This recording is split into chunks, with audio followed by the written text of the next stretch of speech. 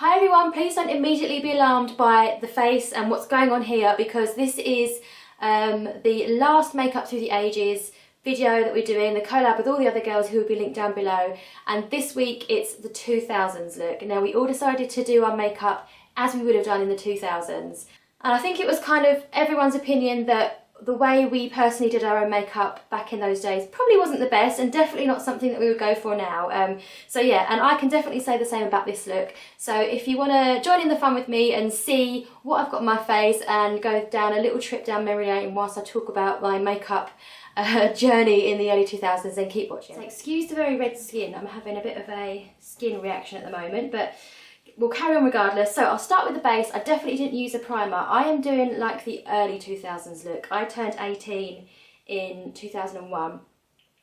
I only just started going out when I turned 18 because I definitely wasn't looking old enough to get in anywhere underage. And really I only started properly wearing makeup I was 18, 19, 20. I really started to experiment. So I by no means knew what I was doing, hence the end look on this. And I didn't wear foundation, so what I'm doing is mixing the Rimmel Wake Me Up foundation in soft beige with my moisturiser, because I used to use simply a tinted moisturiser, and I remember when I used the Nivea one. I don't even know if it's still around, and I definitely only applied it with my fingers. I didn't have any foundation brushes, makeup sponges or that kind of thing, and I'm applying it in soft beige because it's too dark for me.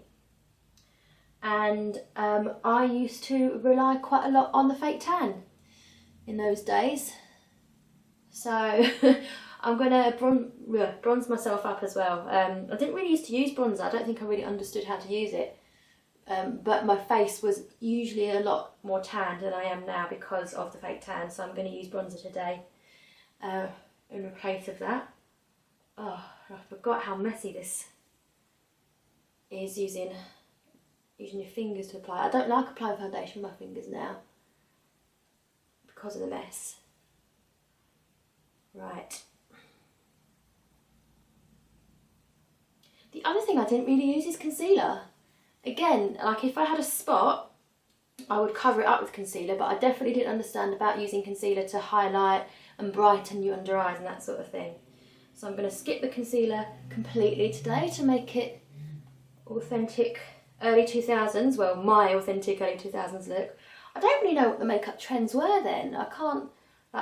I certainly wasn't following them if there were any, because I didn't really know what I was doing. Right, so I'm going to use powder as well, because I did use powder, and I did use one of the same powders I like to use nowadays, and that's the Rimmel Stay Matte powder. I remember I used to use this. Rimmel was the main drugstore brand I used, and actually a lot of the other stuff I used was high-end back in the day, because I think drugstore stuff was less good then, and also I was of the assumption that if it costs more it must be better, which as we know now isn't always the case. So I'm going to put that all over, and I'm actually going to put bronzer on top. I just want this to make me a little bit less shiny. I'm hoping to kind of not have to edit this too much as well and sort of do it in real time, because it certainly didn't take me very long to do my makeup in those days. Where I was out all the time, and there was a lot of last minute coming home from uni, call friends because texting wasn't so much of a thing, and last minute night out, I became quite accustomed to getting ready in about 20 minutes, hence the poorly done makeup. So I'm going to use this My Little Beauty bronzer, which I got in the My Little box, mainly because A, I haven't used it, and B, it's quite dark, so I'm hoping it's going to ooh, it looks a bit scary actually, make me look quite bronzed, a la fake tan. I'm actually going straight out after this to an exercise class. So I think I'm just going to go with my, I might take off the eye makeup and just go bronzed and hope no one notices or cares. Yeah, I'm definitely, whoa, yeah, in the camera I look nice and bronzed as well, but this is, I used to go really tan. I mean, that definitely was a fashion, wasn't it? Certainly where I was from, to be really tanned. Fake tan as well. Right. Whoa. Oh, this is making me laugh. This is obviously not a look I'm expecting you to want to copy. This is just for fun. I think all the other girls said as well that our makeup skills in the 2000s, early 2000s at least, weren't much cop, so I think this is just going to be a bit of fun for all of us. So bronzed up, I didn't really use blusher. I was kind of scared to use blusher. I've always been quite red cheeked, I've always had a problem with skin redness, and I was just of the assumption that therefore I should avoid blusher. Didn't understand or appreciate how it can actually, you know, define areas and make you look, you know, cover up the redness in the first place, and then you can put blusher in whatever colour you want. But I remember one of my friends that I lived with at uni, or after uni, maybe just after I graduated, persuaded me to get my first ever blusher. It was one from MAC. I've completely used it up years ago, so I can't even remember what it was called. But it was a very, very, very neutral colour. I mean, it was hardly even worth wearing it. So I'm going to go with the Makeup Revolution matte blush in Nude. And I definitely just put it on the apples of my cheeks in those days. Oh God. Flipping hell. I forget how pigmented these are every time. I just totally douse my brush in it, and now I look like Aunt Sally. So I'm going to cheat because I didn't have any kind of buffing brush, but I'm just going to blend that out. But yeah, I didn't sweep it up the cheeks so much. I definitely just put it on the apple of my cheeks in those days. Ooh, I'm looking a bit sunburnt. Eyebrows is going to be easy because I didn't do anything with my eyebrows. Even though they were, I overplucked them majorly as a teenager. I've mentioned it before. So as you can see, my eyebrows have kind of lost their arch because I plucked from the top. They're just not growing back. And they're uneven, and they sort of went out really thick into this tadpole-like shape. And I just didn't know what to do with them, so I just left them as they are. So that's what I'm going to do today, apart from just brush through them with a spoolie. This is a spoolie from, it's the side of the spoolie from the Soap and Glory pencil. It's all rubbed off, but I do like that spoolie. And as for eyeshadow, I've got a picture somewhere of me wearing this exact look, and I just couldn't find it. I really wanted to find it on Facebook or in the depths of my computer system somewhere so I could show it to you. I could picture it in my head, but I just can't find it anywhere.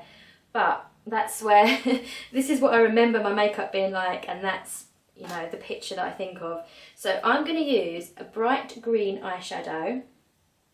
This one here in this Makeup Revolution 144 eyeshadow palette collection thingy-majig. And I'm just going to use a flat brush because I definitely didn't have a blending brush in those days. So I'm just going to use, just going to use this flat brush from Eco Tools, and I'm just going to put it all over my lid. I was obsessed with the MAC shade, you may know it, Aquadesiac. I loved it, and it is a gorgeous colour, but probably not an all over your lid and just leave it colour, which is what I did then. And I didn't have eye primers either, so I'm skipping that step. God. In a way, I like the fact that I didn't have any of this stuff to worry about when I was a teenager in my early 20s. Just wasn't so much around, and there definitely wasn't so much emphasis on makeup and looking older. Not that I remember anyway, and not where I was from. Like the area I grew up anyway.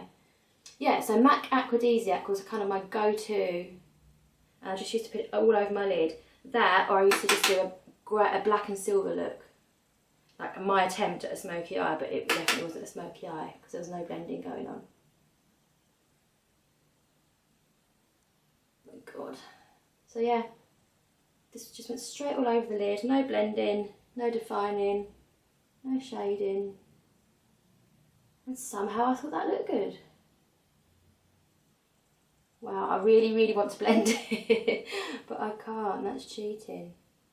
This has got to be how we did our makeup. I'm going to get rid of some of that fallout though, because that just looks silly. I would have at least done that. Right. Wow, attractive.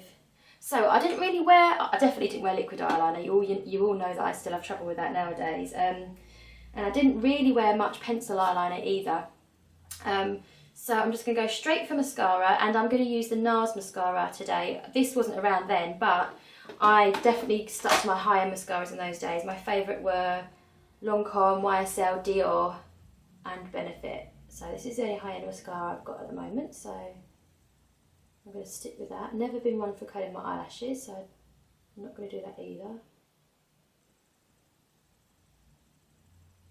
And I only used to wear it on my top lashes too, so that's what I'm going to do. Just realised I didn't bring the lip product over, so I need to go and get that. But we're nearly done, guys. You can see how I used to get ready in 20 minutes. So for lips in the day, it was definitely lip gloss for me. I wasn't into lipstick. It's only been recently that I've majorly got more into lipsticks. I definitely wore lip gloss and I always went for a pinky shade. Again, this wouldn't be one that would have been around. This is the Makeup Revolution Intense Lip Gloss. Not sure what shade it's in. It's in one that I got in. It's one that I got in the advent calendar. But I was quite a big fan of the Dior glosses. Again, I just used to think high end was the only way to go. The Dior glosses and the Benefit ones as well. And I wasn't really interested in taking it out with me and topping it up. It just used to go on my lips. I'd go out the door and then 1 or 2 drinks down the line, it's completely gone. I definitely wasn't one of those girls that was topping up her makeup in the mirror. In the bathrooms, or bathrooms, toilets. Now, the one thing that I did start to learn a little bit about by going to the Benefit counter and buying their products was highlighting. And I definitely used to use the Benefit High Beam. It's been around forever. So I did start to, perhaps more mid-2000s, to wear this under the brow bone and on the top of the cheek. So I'm going to put a bit of that on. It's a product I still like today. Why I wanted to highlight my eyebrows though when I didn't do anything to them and they looked ridiculous in the first place, who knows? There we go, finished look. What I do need to do is go and sort out my hair, because for me in the early 2000s it was poker straight or nothing. So let me go and put my hair poker straight so I can make this a complete proper look. So I'll be back soon. So I'm back with my straight hair, and who else remembers zigzag partings? Yep, they were a thing in the early 2000s, at least for me anyway. So what you're looking at right now is the 21, 23-year-old me on a night out, definitely. Outfit would have probably been strappy shoes, denim skirt and a strappy vest top as well. So yeah, a little trip down memory lane. I hope you've enjoyed it. This one's just for fun. Do let me know in the comments what your go-to look was in the early 2000s, especially if you were just starting to go out and just starting to wear makeup in those days.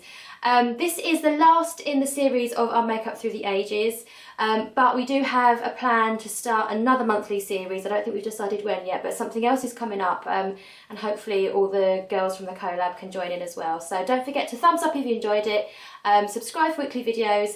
All the other girls will be linked down below as always, and I'll see you next time. Bye!